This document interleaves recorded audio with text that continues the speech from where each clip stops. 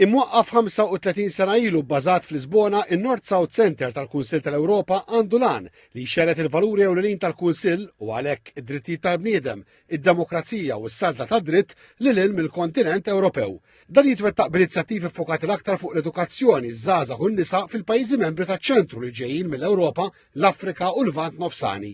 F'għajnejn is-Segretarju Ġenerali tal-Kunsill tal-Ewropa, Alain Berset, in-North-South Center għandu valur kbir, jispjega li bejn is-46 stat membru hemm dialogu tajjeb ħafna u l-Kunsill tal-Ewropa huwa attrezzat tajjeb għalhekk fosthom il-Kumitat tal-Ministri u l-Assembleja Parlamentari u b'uffiċċji li minn Strasburgu li jżommu kuntatt ma' organizzazzjonijiet oħra fuq livell Ewropew u internazzjonali.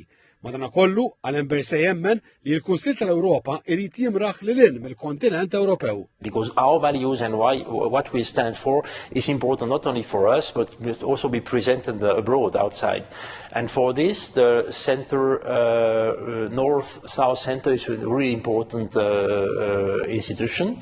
We are really happy to see the very strong role that Malta play in this center, and I'm sure it will be key in the next few years to develop also, all the contacts, and not only the contacts, but to develop projects and develop trust and confidence with the Global South. Malta ila fit-tmun tal-Kumitat Eżekuttiv tan-North-South Center minn Mejju 2022. Is-sena li għaddiet ġiet eletta għal sentejn oħra.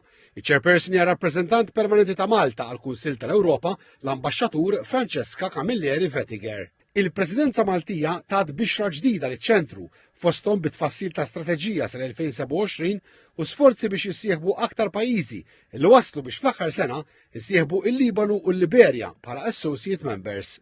Ftit ta' xhur ilu, iċ-ċentru adotta wkoll strateġija għall-Afrika u nieda inizjattiva li tipprovdi taħriġ dwar id-drittijiet tal-bniedem liż-żgħażagħ.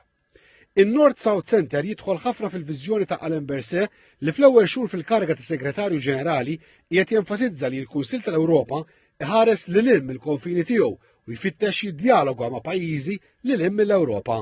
B'dan il-mod jilħaq għan ieħor tiegħu li l-Kunsill tal-Ewropa u ħidmietu ikunu aktar viżibbli.